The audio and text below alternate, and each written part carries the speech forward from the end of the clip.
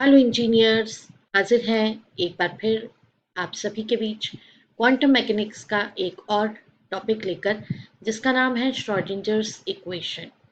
जी हाँ, श्रोडिंजर्स इक्वेशन। ये नाम सुनते ही मेरे बहुत सारे इंजीनियरिंग के स्टूडेंट्स जो हैं उनको 440 वोल्ट का झटका लग जाता है, क्योंकि श्रोडिंजर इक्वेशन बार बार याद करने के बाद भी एग्ज़ाम तक याद रहना मुश्किल हो जाता है।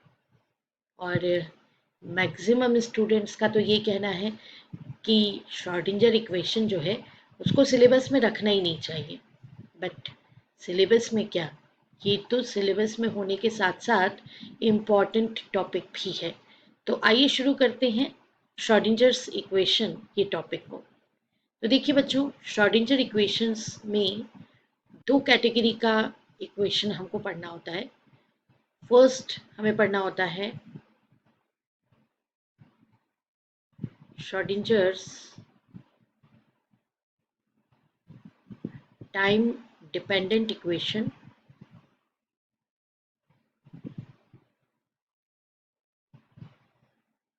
एंड सेकेंड हमें पढ़ना होता है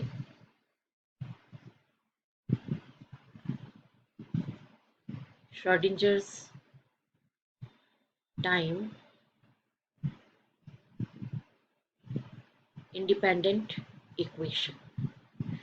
जाहिर सी बात है, टाइम डिपेंडेंट जो टाइम पे डिपेंड करती है, और टाइम इंडिपेंडेंट जो टाइम पे डिपेंड नहीं करती है, वो टाइम से इंडिपेंडेंट है।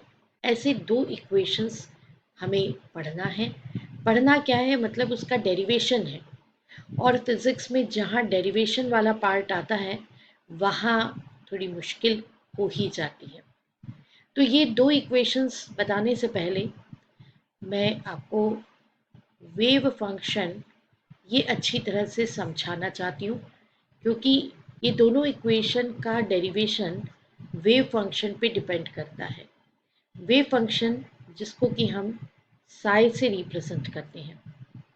यहाँ भी साई बड़ा तकलीफ देता है, लेकिन आसान तब हो जाता है जब हमें इसका इंट्रोडक्शन अच्छी तरह से पता हो।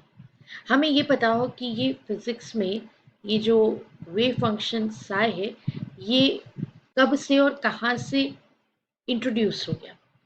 तो देखिए, जब हमने आपको डी ब्रॉगली इक्वेशन के बारे में बताया था, और उसके बाद डी ब्रॉगली इक्वेशन में करेक्शन करने के बाद हमने आपको बताया था कि ये श्रोडिंजर ने ही करेक्शन किया था कि not a single wave is associated with moving matter particle, जो कि डी ब्रॉगली का कहना था, but there are several waves associated with moving matter particle. जैसे ये मूविंग मैटर पार्टिकल है, तो डी ब्रॉगली का कहना था कि there is a wave associated with a moving matter particle. तो ये सिंगल वेव का जो वेवलेंथ है वो होता है lambda equals to H upon P. लेकिन इस इक्वेशन को जो श्रोडिंजर थे उन्होंने गलत साबित किया, और फिर उन्होंने बताया कि ये हमारा श्रोडिंजर का कॉन्सेप्ट था कि एक पार्टिकल जब मूव ऑन होता है तो इस पार्टिकल के साथ there are number of waves associated with this moving matter particle. और जब ये वेव्स मीडियम में ट्रैवल कर रही होती हैं तो they get overlapped with each other, and उसके ओवरलैपिंग के बाद एक रिजल्टेंट वेव जनरेट होती है। That resultant wave is known as wave packet. और इस वेव पैकेट के अंदर ही मूविंग मैटर पार्टिकल प्रेजेंट होता है। ये मैं आपको पिछले वीडियोस में बता चुकी हूँ कि moving matter particle is present inside the wave packet, और उसकी प्रोबेबिलिटी जहाँ पर कि एम्पलीट्यूड मैक्सिमम होगा, ये एम्पलीट्यूड है, इधर एम्पलीट्यूड होता है इस वाई एक्सिस पे, तो जहाँ पर एम्पलीट्यूड मैक्सिमम होगा वहाँ पर पार्टिकल के प्रेजेंट होने की प्रोबेबिलिटी सबसे ज़्यादा होगी। तो इस तरह से हमने जो पिछला जो हमारा लेक्चर था उसको एक बार शॉर्ट में रिवाइज किया है। अब हम आगे चलते हैं। श्रोडिंगर इक्वेशन को समझने से पहले हमको वेव फंक्शन समझना है, राइट। तो वेव फंक्शन का इंट्रोडक्शन यहाँ से ही स्टार्ट होता है कि एक प्रोबेबिलिस्टिक फंक्शन है। अगर मैं वेव फंक्शन के बारे में आपको इंट्रोडक्शन दूं तो सबसे पहली बात तो ये कि wave function it is denoted by Sai, इसको हम ऐसे साई लेटर से डिनोट करते हैं। एंड इम्पॉर्टेंटली हम इसको समझना चाहें तो इट इज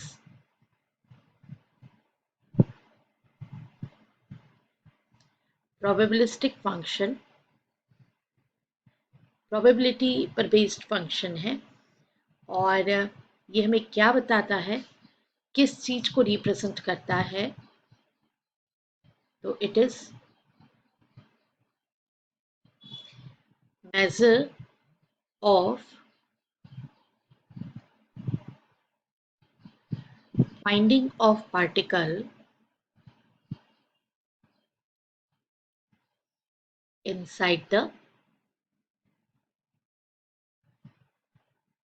wave packet।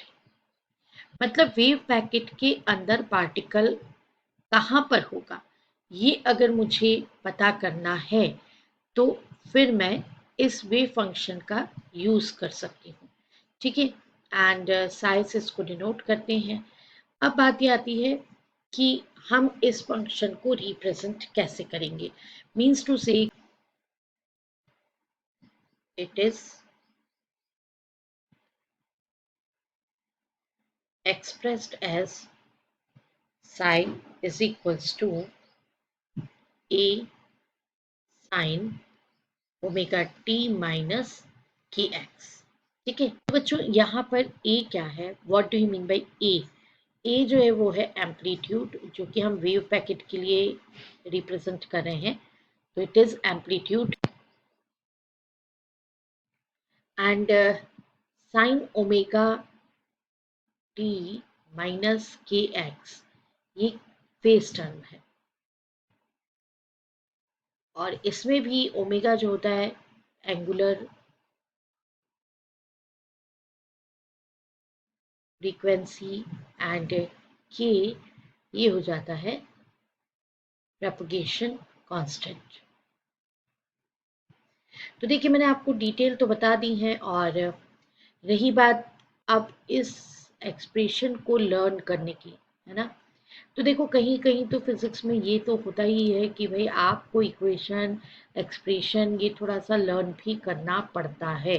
तो इस एक्सप्रेशन को आप लर्न कर सकते हैं ये बात ध्यान में रखते हुए कि अगर एक सिंगल वेव होती तो इक्वेशन होता y equals to A sine omega T minus के एक्स।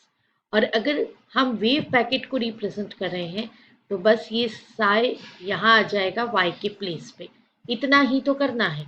ये जो वेव फंक्शन हमने अभी मैथमेटिकली एक्सप्रेस किया है उस वेव फंक्शन को एक बार मैं और लिख दे रही हूँ। साई इज इक्वल्स टू मेरे पास है ए साइन ओमेगा टी माइनस के एक्स। ये साइन की जगह कॉसिक कॉस के फॉर्म में भी हो सकता है, बिकॉज आप जानते हैं कि हम साइन या कॉस लेते ही इसलिए हैं कि वो वेव फॉर्म के जितने भी वैल्यूज होते हैं उनको क्या करते हैं, सेटिस्फाई करते हैं। अब बारी आती है कि इस इक्वेशन को एक्सपोनेंशियल फॉर्म में लिख दिया जाए। तो we can write psi is equals to A e raised to power minus I omega T minus के एक्स। एक चीज हमें याद रखना है कि ये जो साई का फॉर्म है ये वाला फॉर्म इसको हम दे रहे हैं equation number 1। Because of that this form is not used to derive Schrodinger equation. हमको ये फॉर्म में इक्वेशन नहीं चाहिए या फंक्शन नहीं चाहिए, हमें इस फंक्शन को चेंज करना पड़ेगा अपने डेरिवेशन के लिए।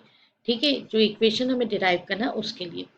तो जैसा हमें पता है एज वी नो दैट कि ये क्वांटम मैकेनिक्स है और इसमें हम पार्टिकल को या तो फोटोन की इक्वल ही लेंगे या फोटोन लेंगे।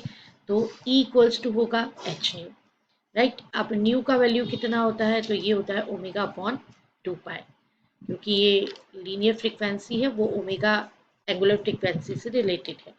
एंड यहाँ पर एच के नीचे आप 2 पाई लिख लीजिए, उसका रीज़न भी हम बता दे रहे हैं कि क्यों ऐसा कर रहे हैं हम, H upon 2 pi and omega. So bar bar H upon 2 पाई नहीं लिखते हैं, यहाँ पर एच अपॉन 2 पाई को लिखा जाता है एच, और उसके ऊपर एक लाइन इसे पढ़ा जाता है एच बार। तो ई का वैल्यू हो जाता है एच बार ओमेगा। एक तो ये वैल्यू हमने कैलकुलेट किया ई के प्लेस पे लिखने के लिए। एंड सिमिलरली सिंस के जो है वो प्रोपोगेशन कांस्टेंट का वैल्यू होता है 2 pi upon lambda, and lambda का वैल्यू अगर डी ब्रॉगली वेवलेंथ से हम लिखना चाहें तो de Broglie equation lambda equals to H upon P, so we can write here H and P, H upon P like this. And ये हो जाएगा जो एच अपॉन 2 पाई अगर एच बार है तो देयरफॉर 2 अपॉन कहीं पर एच आया तो उसको हम लिख सकते हैं 1 अपॉन एच बार। तो हम इसे लिखेंगे 1 upon H bar into P. तो ये के का वैल्यू कितना हो जाता है, पी अपॉन एच बार। तो substituting these values in equation number 1, जितने भी वैल्यू मैंने कैलकुलेट करना आपको बता दिए हैं उन सबको substituting these values in equation 1, मेरे पास जो साई है उसका वैल्यू कितना आ जाएगा। तो since psi is equals to है A e raise to power minus I omega T minus के एक्स। बता दें कि हमने ई को कैलकुलेट किया था एच बार ओमेगा, तो देयरफॉर मेरे पास ओमेगा इक्वल्स टू है ई अपॉन एच बार, और सिमिलरली के इक्वल्स टू है मेरे पास p upon H bar. Value put कर दीजिए A e raise to power minus i upon H bar, तो कॉमनली हम यूज़ कर लेंगे, बाहर उसको ले लेंगे ब्रैकेट के, और ये हो जाएगा ई टी माइनस पी एक्स। यहाँ पे E जो है वो एनर्जी को रिप्रेजेंट कर रहा है, here E is equals to energy, and P किसको रिप्रेजेंट कर रहा है, लीनियर मोमेंटम को।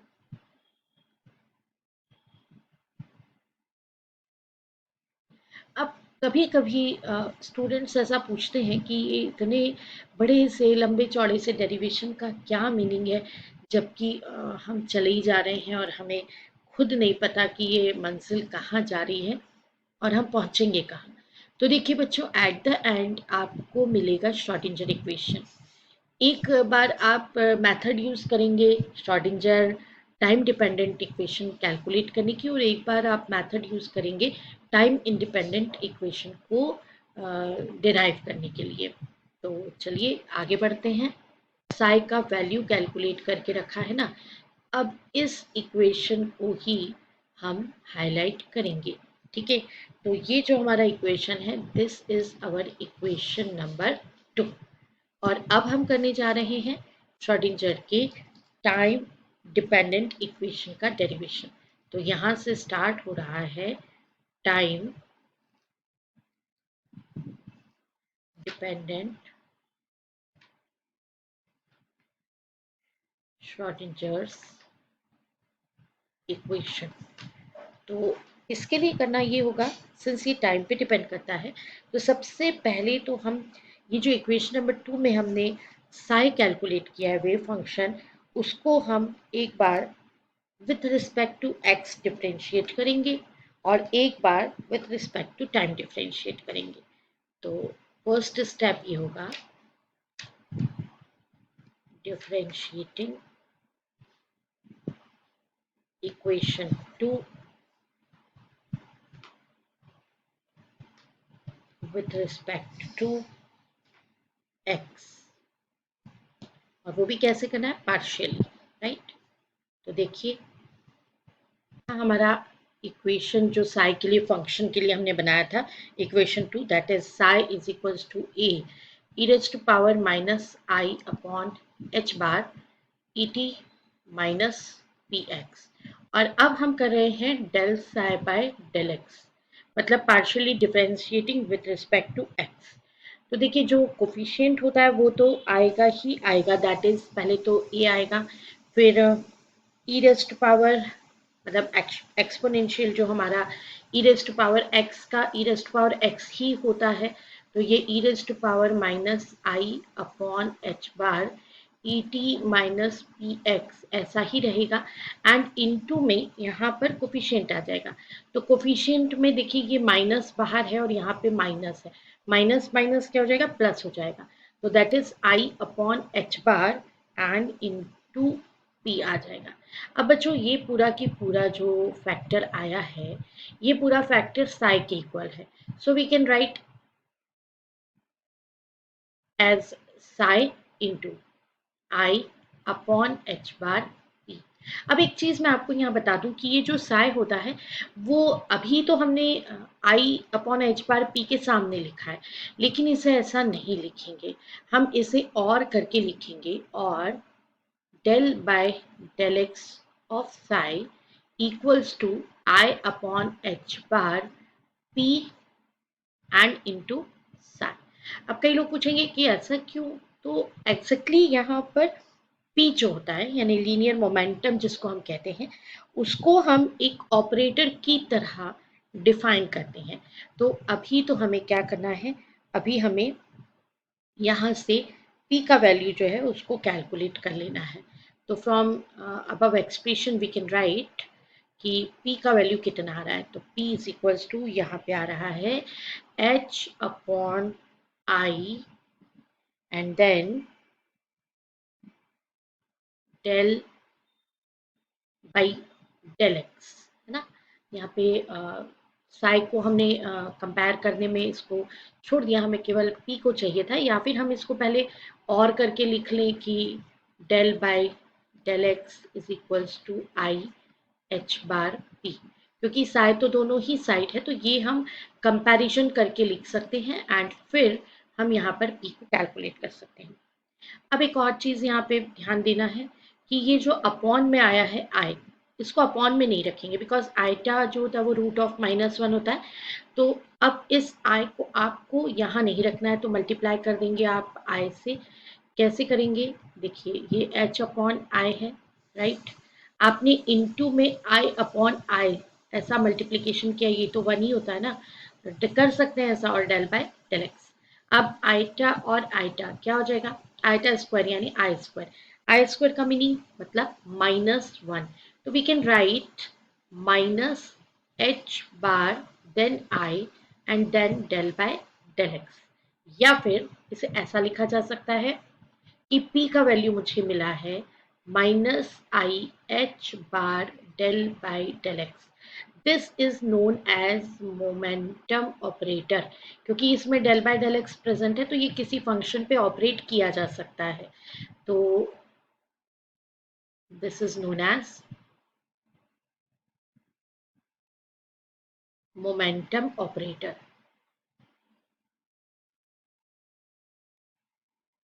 क्योंकि बहुत बार ऐसा भी हुआ है एग्जाम में कि श्रोडिंगर इक्वेशन ना पूछ करके ऑपरेटर्स के बारे में पूछा गया। चलिए ये हमारा इक्वेशन नंबर 3 हो गया। अब हम जो हमारा इक्वेशन 2 है उसको पार्शियली डिफरेंशिएट करेंगे with respect to T. So differentiating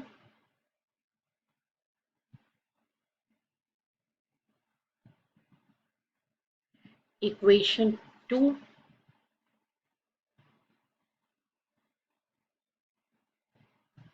with respect to t। देखिए साई का वैल्यू इक्वेशन 2 में जो है वो एक बार और लिखा जाए ताकि हमें अच्छे से समझ में आए। ये हमारे पास है A e raised power minus i upon H bar and e t minus p x. अब आप करने जा रहे हैं del psi by del t, A constant, e to the power minus x का e to the power minus x होता है, तो ये आएगा e to the power minus i upon H bar e t minus p x. And अब आप t के respect में कर रहे हैं तो t का कोफिशिएंट देखिए, t के साथ मल्टीपल में यहाँ पे है e और यहाँ पे बाहर है minus i upon H bar, तो inside the bracket minus i upon H bar और इनटू में आ जाएगा e। देखो बच्चों ये फिर अगेन पूरा के पूरा कंप्लीट ये साई के इक्वल है, so we can write psi and then minus i upon H bar and e, तो ये हो जाएगा del psi by del t. Comparing both sides, हमको जैसा मैंने आपको बताया कि इसको हम पहले तो लिखेंगे minus I H bar and e then psi, और comparing both sides we have del by del T equals to minus i upon H bar into e. यहाँ से ई का वैल्यू कैलकुलेट कर लीजिए आप एनर्जी का, तो एनर्जी का वैल्यू आपको कितना मिल जाएगा, E is equals to H bar upon iota with minus sign and del by del T. Upon में फिर वही बात है कि अपॉन में आइटा हम नहीं रखेंगे, सो इसको आई अपॉन आई से मल्टीप्लाई कर देंगे। सो मेरे पास है E is equals to finally minus, ये है एच बार अपॉन आइटा, मैंने आई अपॉन आई से मल्टीप्लाई किया and del by del T. ये आई स्क्वायर क्या बना देगा, -1 बना देगा, और इसको मैं प्लस लिख लूँगी, तो ये हो जाएगा I H bar del by del T. ये जो ऑपरेटर है ये एनर्जी ऑपरेटर कहलाता है, या ये जो एक्सप्रेशन है this is known as energy operator.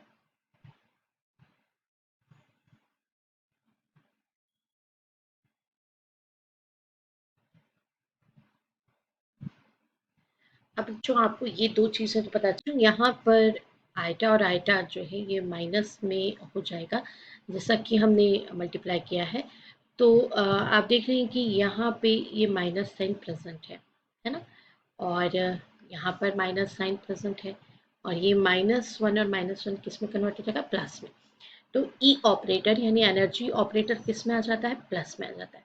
चलिए अब बढ़ते हैं आगे और करते हैं पार्टिकल की टोटल एनर्जी की। तो since we know that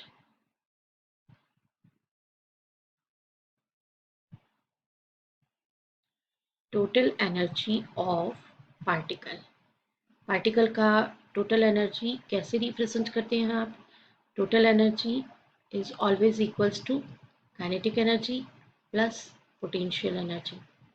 total energy को कैपिटल ई से, काइनेटिक एनर्जी को पी स्क्वायर अपॉन 2m के फॉर्म में, एंड पोटेंशियल एनर्जी को कैपिटल वी से। यहाँ पे ये जरूर ध्यान रखें पोटेंशियल एनर्जी को V that is in form of potential हम रिप्रेजेंट करते हैं। उसका रीज़न ये है कि हम श्रोडिंगर इक्वेशन जब भी यूज़ करते हैं तो वो एटॉमिक पार्टिकल्स को स्टडी करने के लिए यूज़ करते हैं, जैसे just for electron. So potential energy यहाँ पे किससे रिप्रेजेंट की जा रही है, V से। Now multiplying by Sai both sides, multiplying by psi both sides, we get E psi is equals to P square upon 2m into psi plus V psi। अब इसमें वैल्यू सब्सटीट्यूट करना है हमको, तो now substituting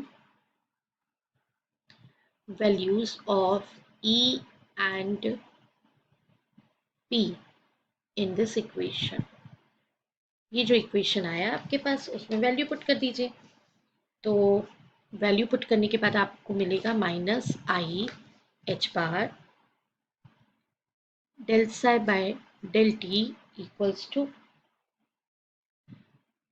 minus I H bar del by del x square, क्योंकि ये P square है and upon में 2m है तो यहाँ 2m लिख लेते हैं, 1/2m into psi plus we psi, तो minus I H bar del psi by del T equals to 1/2m, minus sign यहाँ लिख लीजिए, माइनस माइनस तो प्लस हो जाएगा बिकॉज ऑफ दैट ये स्क्वायर है, and eta square h bar square del 2 by del x square and plus v sign.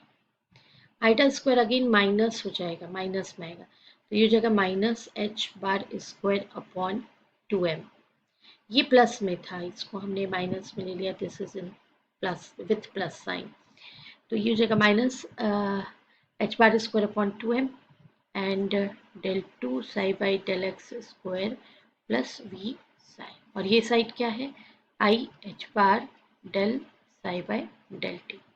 So this is known as Schrodinger's time dependent equation in one dimensional form, क्योंकि अब इससे ज़्यादा ये ना तो modify हो पाएगा और ना ही हम इसे और सिंप्लीफाई कर पाएंगे.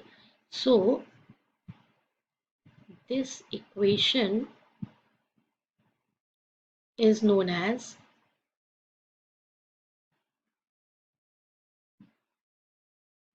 Schrodinger's